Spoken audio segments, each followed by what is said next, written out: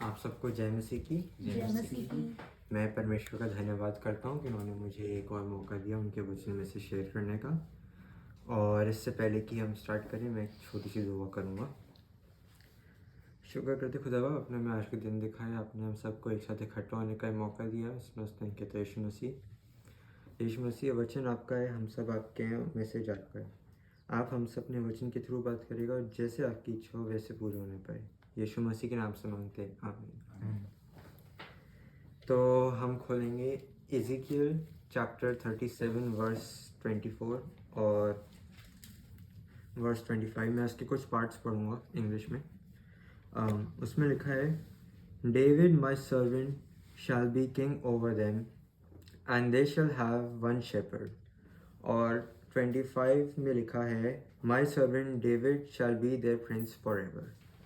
हिंदी में है, मेरा दास दाऊद उसका राजा होगा, उनका राजा होगा और उन सबों का एक ही चरवाहा होगा। वे मेरे नियमों पर चलेंगे और मेरी विधियों को मानकर उनके अनुसार चलेंगे। वे उस देश में रहेंगे जिसे मैंने अपने दास याकूब को दिया था और जिसमें तुम्हारे पुरखा रहते थे। उसी में वे और उनके बेटे पोते सदा बसे रहेंगे और मेरा दास दाऊद सदा उनका प्रधान रहेगा। तो जब हम ये पढ़ते हैं और जब हम डेविड की लाइफ को देखते हैं, तब हम देखते हैं कि उसका लास्ट मेजर इवेंट जो लाइफ का था वो था एक सेंसस करना, एक चेक करना कि देश में कितने लोग हैं, जो उसे करना नहीं चाहिए था परमेश्वर के हिसाब से। और हम उस वक्त उसको उस पर गिव अप कर देते कि परमेश्वर उससे और कुछ चाहेंगे भी नहीं। उसने बस माफ़ी मांगी, पर परमेश्वर उसको एंड में एक प्रॉमिस करते हैं कि मैं तुम्हें मतलब तुम्हारी फैमिली लाइन से एक राजा निकलेगा करके एक काफ़ी अच्छा प्रॉमिस करते हैं। पर उसके बारे में इतनी बात कोई करता नहीं। और उसके बाद लास्ट चीज़ जो मुझे जो ध्यान थी वो ये थी कि उसने क्या कहते हैं वो काउंट लिया, उसने वो नंबर्स करे और परमेश्वर से फिर माफ़ी मांगी वो काम करने के लिए। उसके बाद कोई इतना रेफ़र करता नहीं उसे। बट जब हम इज़िकियल की बुक पढ़ते हैं और जब हम यहाँ पर आते हैं, तब पता चलता है कि हमने भले ही डेविड पे हमने गिव अप कर दिया होगा कि अब परमेश्वर इससे शायद कुछ बड़ा ना कराएं, इसको भले ही स्वर्ग में ले जाएं पर कुछ ज़्यादा बड़ा ना करवाएं। पर परमेश्वर गिव अप नहीं करते उस पर। परमेश्वर के पास इतने सारे राजा थे, शाऊल था, सोलोमन था और भी काफ़ी अच्छे राजा भी थे बीच बीच में, पर कोई भी ऐसा नहीं था जैसा दाऊद निकला। तो भले ही उसने अपना कुछ गलत काम करे होंगे लाइफ में और कभी कभार परमेश्वर को डिसअपॉइंट किया होगा, कि परमेश्वर को भी लगा होगा कि क्यों किया तुमने, हालांकि उन्हें पता था पर लगा होगा। पर जब उसने माफ़ी मांगी तब परमेश्वर ने उसको उसका जो पोर्शन था, जो परमेश्वर के पास उसका पोर्शन था, वो उन्होंने उससे कम नहीं किया। वो उसे उतना ही दिया जितना उन्होंने पहले से प्लान किया हुआ था। और सेम अगर हम सैमसंग की लाइफ में भी देखते हैं, उसका लास्ट इवेंट जो था वो वैसा नहीं था कि कोई कह सके कि आगे इसका फ्यूचर बहुत ब्राइट होगा। पर जब हम देखते हैं हिब्रूज की बुक में, तब वहाँ पे उसका नाम भी है उन फेमस लोगों में जो विश्वास के लिए काफ़ी फेमस जाने जाते हैं। तो हम जब ये सब देखते हैं तब हमें पता चलता है कि हम या लोग जो हैं वो भले ही किसी पे गिव अप कर दें, पर परमेश्वर ज़रूरी नहीं है कि वो उन पे गिव अप करे। और इसका ये भी मतलब है कि हमें गिव अप नहीं करना चाहिए, क्योंकि जब तक परमेश्वर हमारे साइड पे हैं, जब तक परमेश्वर आपके उस आइडिया को सपोर्ट करते हैं, तब तक उस आइडिया का कुछ ख़राब नहीं हो सकता। वो आइडिया जो है वो प्लान में है अभी परमेश्वर के, वो अभी भी एग्जीक्यूट हो सकता है, वो अभी भी पूरा हो सकता है परमेश्वर अगर चाहें तो। और ऐसे ही हमारे ड्रीम्स के साथ भी होता है। हमारे पास काफ़ी ड्रीम्स होते हैं। जैसे छोटा बच्चा होता है, वो बहुत बड़ी बड़ी चीज़ें सोचता है, पर जैसे जैसे लाइफ होती जाती है उससे कुछ चीज़ें पता चलती है, उसका ड्रीम छोटा छोटा छोटा और फिर काफ़ी प्रैक्टिकल से छोटा सा ड्रीम रह जाता है एंड में। पर और एक टाइम आता है कि वो उस ड्रीम को छोड़ ही देता है। वो कहता है कि ये तो प्रैक्टिकल ही नहीं है। कुछ प्रैक्टिकल से ड्रीम देखते हैं कि एक 6 फिगर सैलरी हो, एक अच्छा सा घर हो, एक अच्छा सा रिटायरमेंट का कोई बंदोबस्त हो, दैट्स इट, दैट्स इनफ, और चले गए। ऐसा लोग का मेंटालिटी हो जाता है, पर वो मेंटालिटी बाइबल के सपोर्ट में नहीं है, बाइबल से वो जस्ट ऑपोजिट है। क्योंकि परमेश्वर का ये विल नहीं है कि वो हमें एक बहुत medium baseline average life दे, वो हमें एक बहुत ऊंची और एक बहुत अबंडेंट लाइफ देना चाहते हैं। और लोगों की यही प्रॉब्लम होती है कि वो गिव अप कर जाते हैं, वो अपने ड्रीम को अपनी चेक लिस्ट में से राइट ऑफ करते से काट देते हैं कि ये होने से रहा। जब डॉक्टर ने कुछ कह दिया ये नहीं हो सकता, लाइन खींच दी, नहीं होगा। जब बैंक बैलेंस कहता है कि ये नहीं खरीद सकते, काट दिया लेके। जब आपका पास्ट कहता है कि आपसे आज तक नहीं हो पाया, अब नहीं होगा, लाइन खींच दी बड़ी सी, नहीं होगा। और ये लोगों ने एक तरीके से दाऊद के साथ और सैमसन के साथ भी किया। अगर हिब्रूज की बुक में सैमसन का नाम नहीं होता तो शायद हम सबको अभी भी यही लग रहा होता कि उसका एंड जो था वो बस एक डेथ थी जो उसने अपने साथ अपने दुश्मनों को मार दिया, दैट्स इट, वो उसका एंड था। पर परमेश्वर उस बुक में उसका नाम डाल के ये दिखाना चाहते हैं कि तुमने गिव अप कर दिया होगा सैमसन पे और उसके आसपास के लोगों ने उस पर गिव अप कर दिया होगा, पर मैंने गिव अप नहीं किया। तुमने दाऊद पे गिव अप कर दिया होगा, लोगों ने उस पर गिव अप कर दिया होगा, लोगों ने उसकी सिर्फ दो चीज़ें उसकी बात करी सबसे बड़ी, एक गोलायत और एक शाऊल की भी बात करी और उसकी क्या जो फॉल था उसके बारे में बात करी और बस ख़त्म करा उसके बारे में। पर परमेश्वर इज़ीकिएल की बुक में बताते हैं कि मेरा प्लान उसकी लाइफ के लिए जो था वो ख़त्म नहीं हुआ, वो अभी भी चल रहा है। और ये जो है, ये जो चैप्टर है, ये फ्यूचर के बारे में बात करता है। तो परमेश्वर ये दिखाते हैं कि उनका प्लान ज़रूरी नहीं है कि अगर पास्ट में शुरू हुआ तो प्रेजेंट में ही चलेगा, प्रेजेंट में ही एंड होगा। वो फ्यूचर तक प्लान करते हैं, वो प्लान करते हैं जो हम प्लान नहीं कर पाते। जैसे हमारी लाइफ में हम काफ़ी बार प्लान कर रहे होते हैं काफ़ी चीज़ें, कुछ लोग बहुत अच्छे होते हैं प्लान करने में, पर एक पार्ट होता है जिसको वो कभी प्लान नहीं कर पाएंगे और वो है अनसर्टिनिटी। वो पार्ट जो कोई डिफाइन नहीं कर सकता, वो पार्ट जिसको कोई काउंट नहीं कर सकता, क्योंकि अनसर्टनिटीज़ बहुत होती हैं। मतलब बहुत सारे ऑप्शंस होते हैं किसी भी चीज़ की ख़राब होने का, या कोई चीज़ अगर हमें चाहिए कि वो लेफ़्ट मुड़े वो राइट मुड़ जाएगी, सॉरी राइट मुड़े लेफ़्ट मुड़ जाएगी, आगे जाए पीछे चली जाएगी, ऊपर जाए नीचे चली जाएगी, कुछ भी हो सकता है। पर वो पार्ट जो कंट्रोल करते हैं वो है परमेश्वर।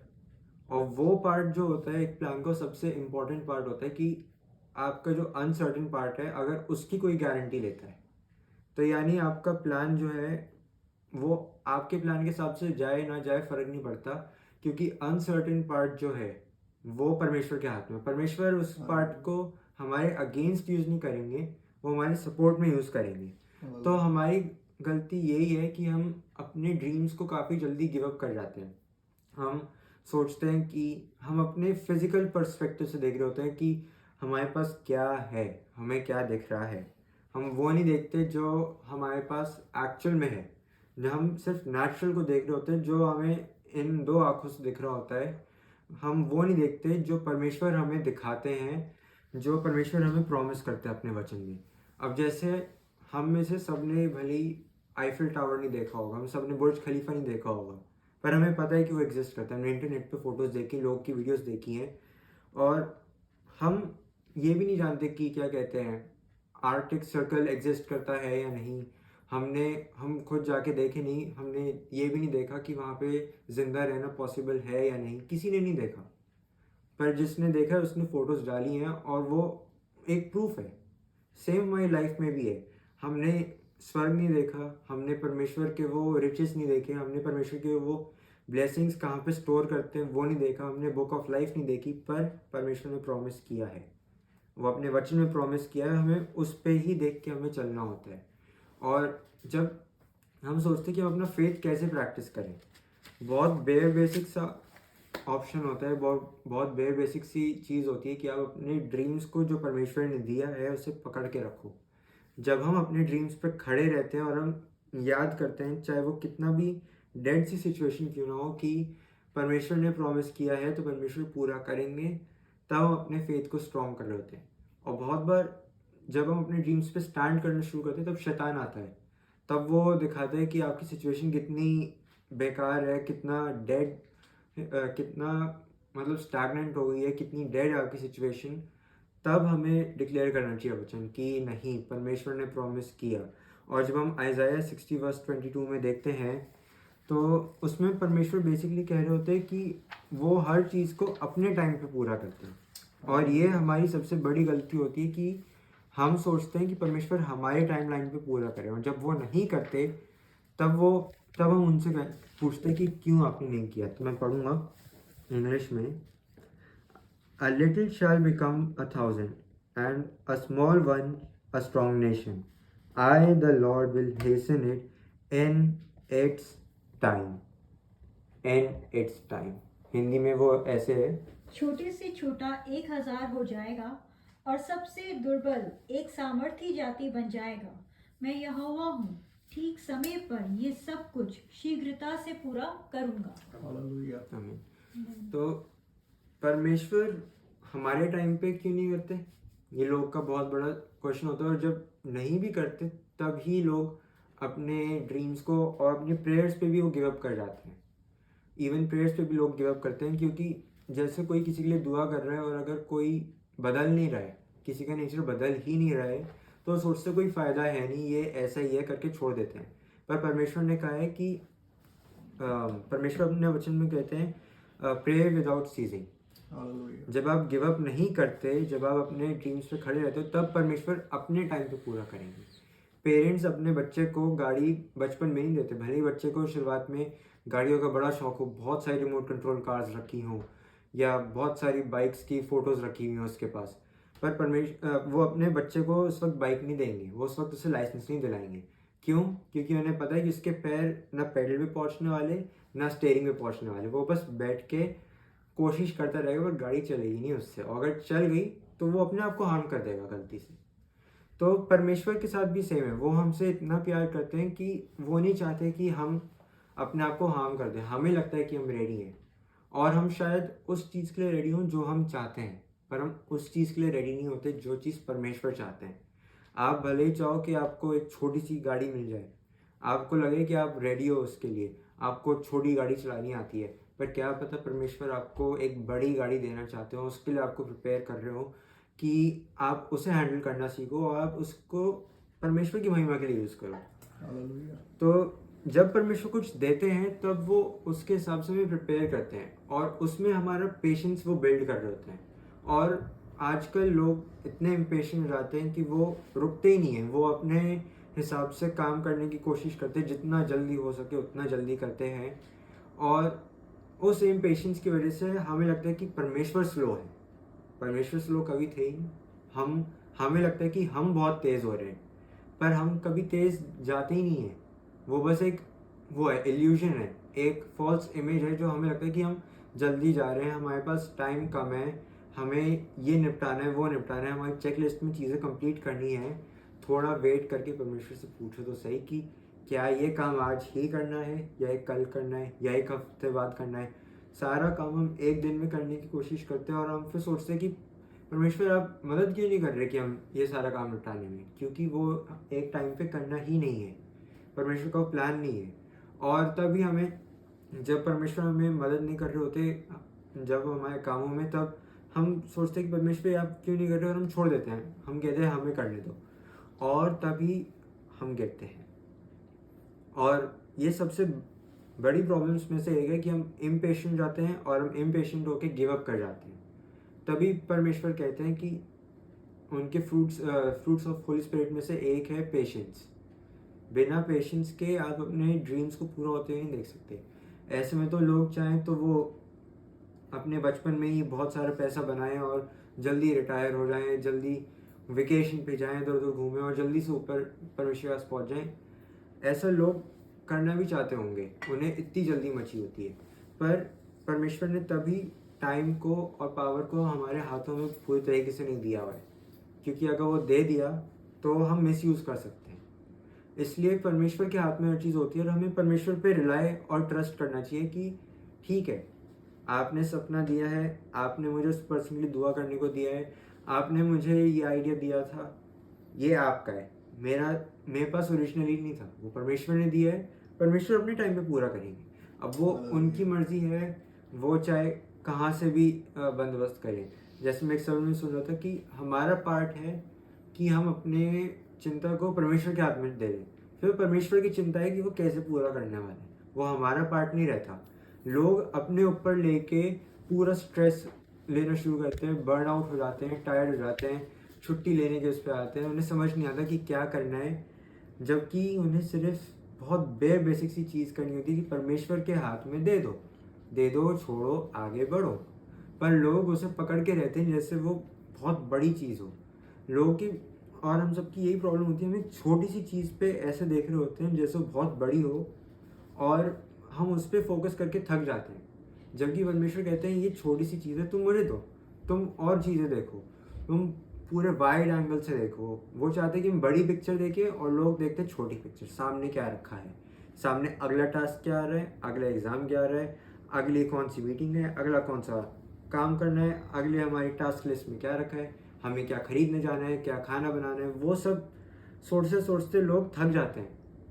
जबकि परमेश्वर कहते हैं कि मुझे दे दो, छोटी चीज़ हो चाहे कितनी बड़ी चीज़ हो, परमेश्वर को देनी चाहिए, क्योंकि एक बार दे दिया और एक बार कह दिया कि आप जैसा चाहो वैसा करना है, तब परमेश्वर हमें बिल्कुल स्मूथली दिन भर लीड करते जाते हैं और हमें पता नहीं चलता कब में हम पूरे दिन को एक अच्छे मूड में स्पेंड कर जाते हैं। नहीं तो लोग जब नहीं देते तब वो दिन भर सोचते रहते हैं, इरिटेटेड से रहते हैं, और उन्हें समझ नहीं आता कि क्यों हो रहा है, कैसे हो रहा है, क्या करना है। पर जब आप परमेश्वर के हाथ में दे देते हो और जब आप उनके हाथ में अपने ड्रीम्स को दे देते हो, तब परमेश्वर अपने टाइम पे पूरा करते हैं।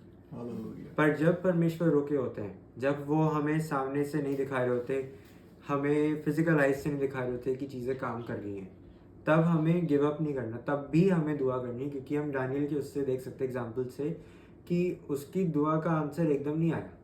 वो अगर दुआ करने छोड़ देता तो उसका आंसर शायद उसे मिलता भी नहीं, पर क्योंकि उसने अपने उस दुआ पे उसने गिव अप नहीं किया, उसने आंसर देखा। जैसे हम ऑनलाइन भी कोई सी भी चीज़ ऑर्डर करते हैं अमेज़ॉन से, हमें थोड़ी ना पता कि कब वो डिस्पैच हो गया है पार्सल, मतलब हम देखते नहीं है कि पार्सल कौन से ट्रक में आया है, कब डिलीवरी बॉय ने उठा लिया, कौन है डिलीवरी बॉय, कहाँ पे है ट्रक। हम जीपीएस से ट्रक को वो नहीं कर रहे होते ट्रैक, पर हमें पता है कि जिस दिन पे वेबसाइट कहती है कि आपका पैकेज आ जाएगा, उस दिन आ जाएगा। हम वेबसाइट पे रिलाई करके रिलैक्स कर जाते हैं, पर हम परमेश्वर पे रिलाई करके रिलैक्स नहीं कर पाते। तो जब हम परमेश्वर पे रिलाई करना और उनके हाथ में अपना ड्रीम दे देना सीख जाते हैं, तब हमारी लाइफ में से बहुत सारा स्ट्रेस हट जाता है। स्ट्रेस हटने से एक्चुअली में हमारी लाइफ को काफ़ी बेनिफिट होता है, और उससे लाइफ की हमारा जो लाइफ की जो एज है वो भी बढ़ जाती है। क्योंकि स्ट्रेस जो है वो हमें पूरे टाइम ओवर टाइम वर्क करा रहा होता है, हमारा दिमाग सोच रहा होता है। जब हम सोच रहे होते हैं हमारी हार्ट बीट ज़्यादा तेज़ चल रही होती है। पर जब हम परमेश्वर के हाथ में देते हैं, जब हम रिलैक्स करते हैं, जो हर बार आसान नहीं होता, क्योंकि कभी बार कुछ चीज़ें बहुत बड़ी होती हैं, हमें लगता है कैसे होगा, देने के बाद भी लग रहा होता है कैसे होगा। पर अगर हम वचन को रिसाइट करते रहेंगे, उस पर मेडिटेट करते रहेंगे, तब सब कुछ नॉर्मल रहेगा। तब परमेश्वर अपने टाइम पे सब कुछ पूरा कर देंगे और फिर दिखाएंगे मैंने कहा था मैं करूँगा, ये लो मैंने कर दिया। और फिर जब हम गिव अप कर जाते हैं तब हम इम्पेशेंस दिखा रहे होते हैं और हम परमेश्वर पे से भरोसा हटा देते हैं। हम कहते हैं कि परमेश्वर आपसे नहीं होगा, मुझे नहीं लगता आप कर पाओगे, ये मैं ही कर लेता हूँ, मेरे पास वैसे ही टाइम कम है, मैं अपने हिसाब से कर लेता हूँ, आपसे मैं फिर बाद में कभी कुछ करवा लूँगा। हम परमेश्वर को कोई ऑर्डर नहीं दे रहे कि परमेश्वर से कहे कि हम नेक्स्ट ऑर्डर आपको दे देंगे। हम परमेश्वर के सामने रिक्वेस्ट रखते हैं। परमेश्वर में और एक जिनी में बहुत डिफरेंस होता है। परमेश्वर चाहे तो वो करें, ना चाहें तो वो ना करें, चाहें तो वो अपने टाइम पे करें, चाहे तो वो हमारे टाइम पे करें, वो उनकी मर्जी है। और लोग परमेश्वर को काफ़ी बार एक जीनी से मिसअंडरस्टैंड कर जाते हैं। उन्हें लगता है कि मैंने लैंप को रगड़ा, परमेश्वर आए, मैंने परमेश्वर को लिस्ट दी अपनी, परमेश्वर को मेरी लिस्ट अभी की अभी पूरी करनी चाहिए, नहीं करी तो क्या बात है, क्यों नहीं कर रहे, और फिर लैंप को छोड़ा आगे बढ़ गए। नहीं, परमेश्वर सॉवरेन है, वो अपनी मर्जी से कहेंगे क्योंकि उन्हें पता है, वो बड़ी इमेज देखते हैं, वो हमारी लाइफ की पूरी आगे तक लाइफ लाइन को, स्टोरी लाइन को देख रहे होते हैं, और वो उस हिसाब से हमें प्रोवाइड करते हैं। हमें जो लगता है वो ये है कि हमारी नीड अभी है तो अभी पूरी हो, पर ऐसा ज़रूरी नहीं है कि वो हमेशा हमें बेनिफिट करे।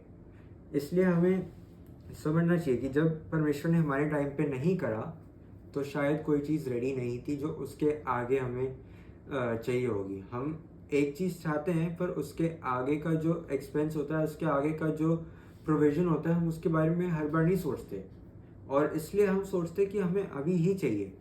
पर परमेश्वर जो हैं वो आगे का देखते हैं और वो उसके हिसाब से प्लान आउट करते हैं। इसलिए भले ही हम गिव अप कर रहे हैं, एक बारी को हम भी गिव अप कर रहे हैं, चाहे हमने दुआ कर रही हो, हम एक बारी को अगर हम गिव अप भी कर रहे हैं तो भी परमेश्वर गिव अप नहीं करते। वो फेथफुल हैं और वो अपने प्लान को पूरा करके ही रहेंगे, चाहे कुछ भी हो जाए। और जैसे हम जाते हैं इज़ीकियल चैप्टर 37 में ही वर्स 6 में, तो बहुत बार लाइफ की सिचुएशंस बहुत डेड सी दिखती है, मतलब लगता नहीं कि आगे कुछ होने वाला है, लगता है कि ये ही हमारा बेस्ट टाइम था, यही हमारी बेस्ट चीज़ थी, हमने अपना बेस्ट पार्ट और जो परमेश्वर को देना था वो दे दिया है, अब आगे जो है वो ओके ओके सा सामान रहता है।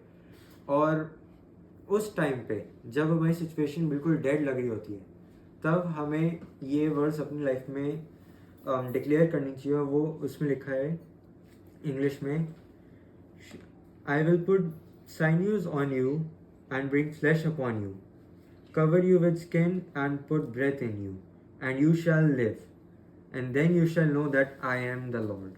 हिंदी में लिखा है 6। मैं तुम्हारी नसें उपजा कर मांस चढ़ाऊंगा और तुमको चमड़े से ढापूंगा और तुम में सांस समाऊंगा और तुम जी जाओगे और तुम जान लोगी कि मैं यहोवा हूँ। हालेलुया। तो ये परमेश्वर प्रॉमिस कर रहे हैं, ये हालांकि एक डिफरेंट कॉन्टेक्स्ट है, बट इसमें ये हम अपनी ड्रीम्स में, अपनी प्रेयर्स में अप्लाई कर सकते हैं। जब सिचुएशन बिल्कुल डेड लग रही हो तब याद करो कि परमेश्वर ने कहा है कि वो लाइफ वापस डालेंगे उस ड्रीम में, उस पर्सन में जिसके बारे में हम दुआ कर रहे हैं, उसके स्पेसिफिक एस्पेक्ट के बारे में जो हम दुआ कर रहे हैं, वो भले कितना भी डेड लग रहा हो पर परमेश्वर उसमें लाइफ डाल सकते हैं। हमने लाजरस पे भी गिव अप कर दिया था, लाजरस पे हमें लगा कि अब इसका तो कुछ हो नहीं सकता, ये 3-4 दिन से डेड है, इसकी बॉडी से स्मेल आ रही है इसका। और जो उस टाइम पे बिलीफ था वो ये था कि 3 दिन या ऐसी किसी टाइम में उस पर्सन की स्पिरिट जो है वो भी परमेश्वर के पास चली जाती है। और पर यीशु मसीह इंटेंशनली उस टाइम के पास गए, वो उस टाइम के अंदर जाते तो भी मेरेकल ही था, पर इतना बड़ा नहीं था, क्योंकि उस टाइम पे ये होता कि हाँ ठीक है, इस पर्सन की स्पिरिट जो थी वो इसके अंदर ही थी, तो यीशु मसीह ने बस उसे जगा दिया। पर ये तो बिल्कुल ही डेड सिचुएशन थी जिसमें से परमेश्वर ने लाजरस को बाहर निकाला। हालेलुया। जब बिल्कुल एक्सट्रीम डेड बदबूदार सिचुएशन में से परमेश्वर लाजरस को वापस ला सकते हैं, तो हमारे ड्रीम्स को वो वापस क्यों नहीं ला सकते? वो चाहे आपने 10 साल पहले देखा हो, चाहे 20 साल पहले देखा हो, हमें कालेब के समान बोलना चाहिए कि निसंदेह आज भी मुझ में वो ताकत है, आज भी परमेश्वर मेरी वही ताकत बन सकते हैं। क्योंकि पॉल भी कहता है कि I can do all things through Christ who strengthens me, not in our own strength. अपनी स्ट्रेंथ में हमारा ड्रीम अगर 10 साल पहले देखा है तो शायद पूरा भी ना हो, वो शायद डेड था, डेड है और डेड ही रहेगा अगर हम अपनी स्ट्रेंथ में करने की करेंगे कोशिश। पर अगर हम परमेश्वर की स्ट्रेंथ में करते हैं, अगर हम परमेश्वर के हाथ में देके उसे एग्जीक्यूट करने की कोशिश करते हैं कि परमेश्वर ये मैं फेथ में स्टेप ले रहा हूँ, आपकी मर्जी, अगर आप चाहें तो आप इसे वापस जिंदा कर सकते हैं। जब हम ये कहते हैं और परमेश्वर के हाथ में बिल्कुल सरेंडर कर देते हैं और फिर बस रिलैक्स करते हैं और फिर बस थैंक्स करते हैं परमेश्वर को कि परमेश्वर ने पूरा कर दिया है दुआ में, फिर हम परमेश्वर के पीछे नहीं बढ़ते कि परमेश्वर पूरा कर दीजिए, नहीं, बस थैंक्स करना उसके बाद कि आपके हाथ में है, अगर आप चाहेंगे आप पूरा करेंगे, चाहे कितनी भी बड़ी चीज़ हो, और अगर नहीं भी करा तो भी उसमें कोई ना कोई भलाई है। जब हम ये कहते हैं तब परमेश्वर एक टाइम पे ज़रूर कहेंगे कि मैं उसमें लाइफ वापस दूंगा और तुम्हारा जो ड्रीम है और वो पूरा होगा। वो पर्सन जो है उसका जो वो एस्पेक्ट डेड था वो वापस लाइवली हो जाएगा। वो जो रिपोर्ट थी जो बिल्कुल आपके बॉडी में से किसी भी चीज़ को डेड दिखाती है या आपकी कोई सी भी सिनेरियो को डेड दिखाती है, वो वापस अलाइव हो जाएगी। हालेलुया। जब आप परमेश्वर पे उतना जब आप परमेश्वर पे उतना भरोसा रखते हो तब परमेश्वर एक्ट करते हैं, क्योंकि जब आप भरोसा ही नहीं रखोगे तब परमेश्वर बिल्कुल वैसे ही कहेंगे जैसे उन्होंने पतरस को कहा था, ओ यू ऑफ लिटिल फेथ। भले ही परमेश्वर कहते हैं कि मस्टर्ड सीड जैसा फेथ चाहिए, पर मस्टर्ड सीड जैसा फेथ होना तो चाहिए।